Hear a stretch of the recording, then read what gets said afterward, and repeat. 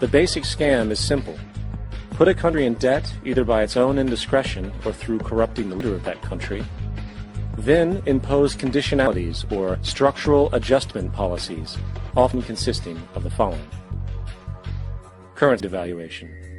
When the value of a currency drops, so does everything valued in it. This makes indigenous resources available to predator countries at a fraction of their worth. Large funding cuts for social programs. These usually include education and healthcare, compromising the well-being and integrity of the society, leaving the public vulnerable to exploitation. Privatization of state-owned enterprises.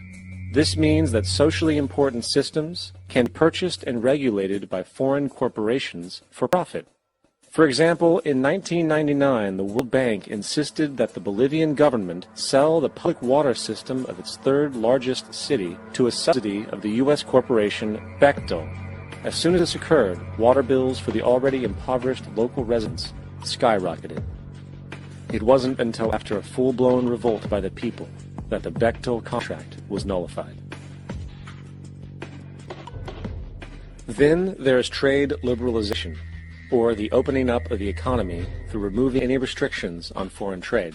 This allows for a number of abusive economic manifestations, such as transnational corporations bringing in their own mass-produced products, undercutting the indigenous production and ruining local economies.